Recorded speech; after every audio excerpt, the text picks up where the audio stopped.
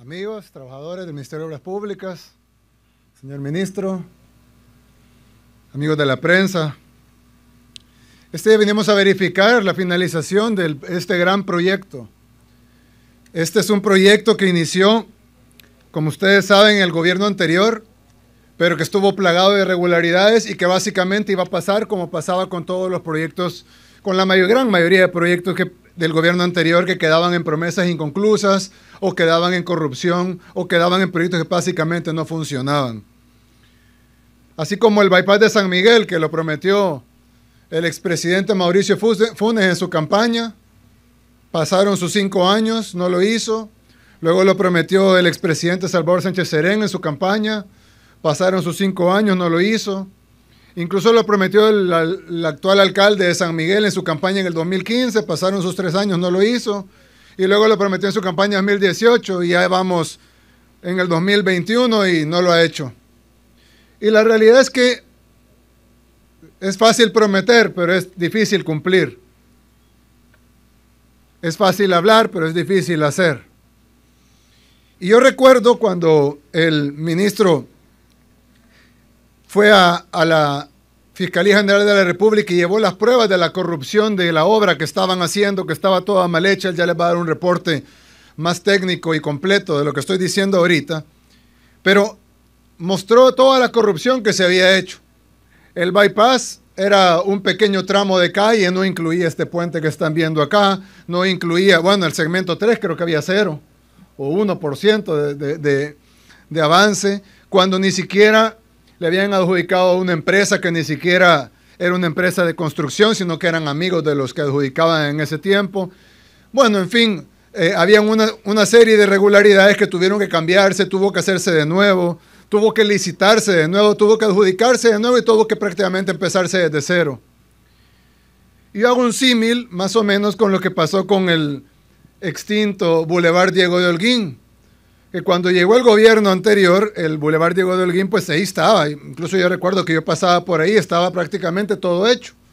Pero habían grandes problemas de corrupción y el nuevo gobierno resolvió, digamos, los problemas de corrupción que habían, se montaron sobre otros problemas de corrupción porque terminó costando 3 veces el valor original y sin embargo le pusieron nuevo nombre, Monseñor Romero, y el gobierno anterior dijo, esta es una obra de este gobierno, no es una obra del anterior porque no es una obra que el gobierno anterior lo que hizo fue robar, sin embargo le dejaron todo el trazo, la obra de paso, la compra de los terrenos, el diseño, básicamente lo que faltaba era ponerle el cemento. En este caso no ha sido así. En este caso ustedes lo vieron, cómo se hizo este puente desde cero, e incluso cuando se había hecho terminaba en un muro, porque no había segmento 3. Y ahora tenemos esta calle hermosa que nos lleva directamente a nuestras playas. Y para las personas que circulan constantemente hacia las playas de la Libertad, saben lo difícil que es el tráfico, no solo para ir, sino para regresar. Y el fin de semana, los sábados y domingos, pues ya ni se diga. Es una cosa terrible, de horas. A veces pasa media hora y los carros no han avanzado una pulgada. Pero ahora, con esta mega obra que se está finalizando este día, los carros a partir de hoy en la noche, ya no se diga mañana, sábado, el domingo, etcétera, y para siempre, pues van a poder ir rápidamente a nuestras hermosas playas, en una vía panorámica y hermosa y una construcción de primer nivel como la que han realizado ustedes. Y realmente estamos orgullosos de esta gran obra de ingeniería. Como ustedes pueden ver, este es el puente más largo de nuestro país, más inclinado, más complejo, más curvo. No es un puente fácil, no es una ingeniería fácil. Y hoy que veníamos platicando, me decía mi hermano, qué bonito el puente, ya lo habíamos visto, pero se ve bonito ahorita con el sol así y todo. Y le digo, bueno, ahorita es el más complejo, más grande, más curvo, más inclinado. Pero cuando terminemos el puente que vamos a hacer en Los Chorros, el viaducto Francisco Morazán, que va a tener 1 kilómetro, 1.6 kilómetros, más de 1,5 kilómetros de largo, y que también va a ser curvo, también va a ser inclinado, también va a ser de concreto, va a ser una cosa impresionante. Pues este puente, que ahorita se ve increíble, se va a ver pequeño a comparación del que vamos a hacer allá. O cuando hagamos el corredor binacional que vamos a construir, o cuando estamos ya terminando la primera la primera fase del periférico Gerardo Barrios, que fue iniciado en este gobierno, fue licitado en este gobierno, fue adjudicado en este gobierno y se puso la primera pala en este gobierno y se está construyendo en este gobierno antes de que digan que ya solo le faltaban 6 meses a la década que gobernaron para terminar los proyectos. De igual manera el periférico Claudia Lars también, que se inició en este gobierno. Yo mismo puse la primera pala junto con el ex embajador de los Estados Unidos, ya que es en el caso del periférico Claudia Lars, es una contribución del gobierno de los Estados Unidos, con una contrapartida del gobierno de El Salvador. Este bypass tiene una longitud de 6.5 kilómetros, se han invertido 61.5 millones de dólares. Vamos a beneficiar directamente a más de 100,000 personas, pero además, pues ustedes saben la cantidad de personas que utilizan el bypass, la calle hacia la Libertad, que ahora van a utilizar este bypass, y además vamos a impulsar el turismo. Y no solo el turismo, como ya se impulsará con solo la apertura de esta calle, pues el turismo se impulsará de inmediato, sino además como vamos a impulsar el turismo en uno de nuestros más grandes proyectos y más emblemáticos turísticamente hablando, que es Surf City. Y que básicamente agarrar uno de los potenciales más grandes que tiene nuestro país, que son sus playas, ese potencial tan grande que nos regaló Dios, que son nuestras olas, que además no solo son inclinadas, sino que además son constantes, son de varios tipos. Así que los surfistas les encantan. Y creo que esta es una infraestructura vital para poder desarrollar Surf City.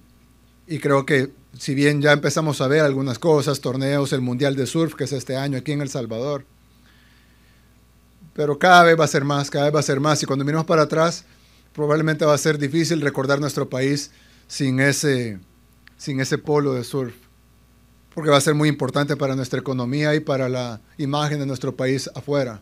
Que nuestro país no sea conocido como antes, que era conocido por la corrupción, por la violencia, por la guerra, por las maras, sino que sea conocido un país por su desarrollo, por su gente trabajadora, por sus hermosas playas, por su gran infraestructura, por su desarrollo, por su increíble sistema de salud que estamos construyendo. Apenas estamos empezando, pero vamos a hacer un sistema de salud que va a ser mejor que el privado, por su manejo de la pandemia, porque cada niño y niña de nuestro país va a tener una computadora con internet este año, y por este tipo de proyectos de infraestructura que van a cambiar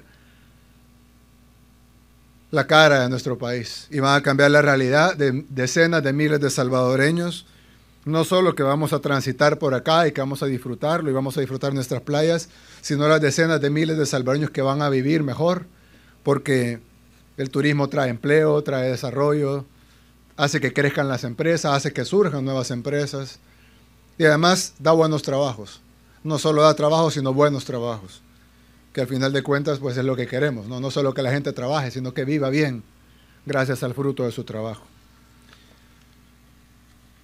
Así que bien, esta obra que hubiese sido un monumento a la corrupción de los gobiernos pasados, aquí se malversaron anticipos de obras, ignoraron informes de supervisión. Tiene 6 reparos el exministro de Obras Públicas por esta obra, solo por esta obra. Se coaccionaron a los administradores de contratos. En fin, ya hay 2 ingenieros capturados por esta obra, por la obra que habían hecho mal. Y no es que nosotros controlemos el sistema de justicia, pero todo lo contrario. Pero ya hay 2 ingenieros capturados por la corrupción evidente que había acá y que gracias al trabajo del ministro Romeo, del Ministerio de Obras Públicas y de toda la gente que ha estado trabajando de lleno, las empresas de verdad y buenas empresas que trabajaron estas grandes obras que requieren un nivel de sofisticación y de técnica muy superior y avanzado, pues gracias a todos ellos y sobre todo gracias a Dios, que ahora tenemos esta gran obra que podrá ser utilizada dentro de 20 minutos, depende de lo que se tarde el ministro hablando. Pero esta obra va a ser utilizada ya, va a poder ser utilizada por todos los salvadoreños. Así que Dios los bendiga, que Dios bendiga esta gran obra, que Dios bendiga a todos los trabajadores que lo hicieron posible, que Dios bendiga a las empresas que apoyaron al gobierno en ese trabajo, que Dios bendiga al Ministerio de Obras Públicas, pero sobre todo que Dios bendiga a nuestro país, El Salvador, y a todos los salvadoreños. Muchas gracias. A continuación, el señor ministro de Obras Públicas y Transporte, Romeo Herrera, brindará el informe sobre la construcción del Bypass de la Libertad al señor presidente de la República de El Salvador, Nayib Bukele.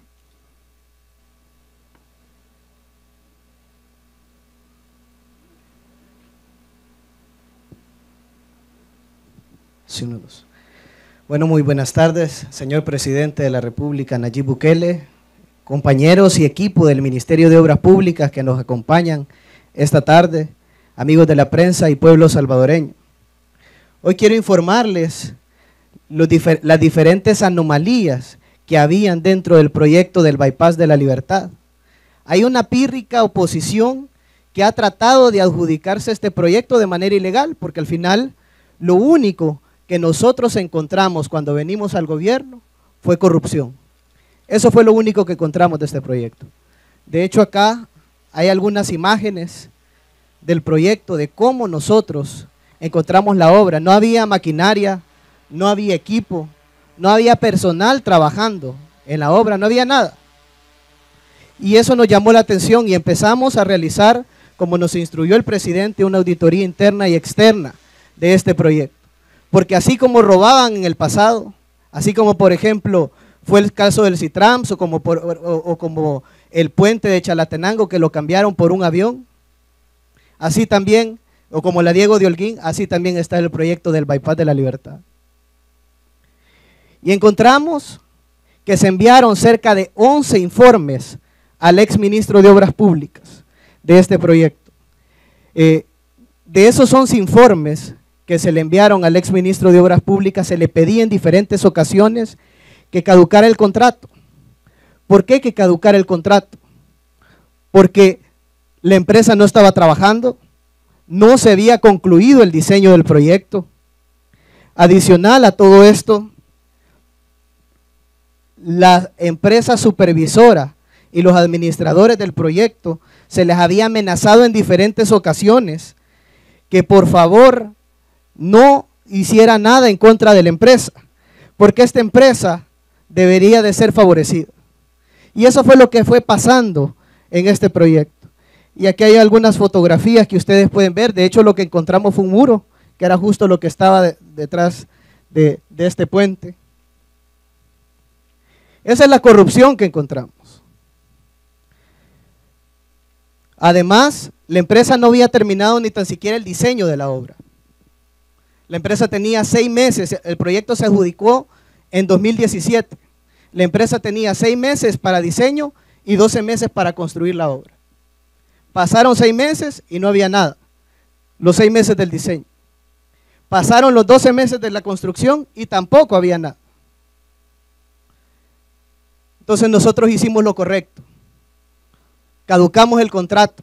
Fuimos a la Fiscalía General de la República y entregamos 10 cajas comprobando la corrupción que había. Le entregaron a una empresa $5 millones sin ni tan siquiera tener el diseño concluido ni aprobado. No les importó entregar el dinero del pueblo salvadoreño. Esos eran los gobiernos del FMLN. A pesar de eso, nosotros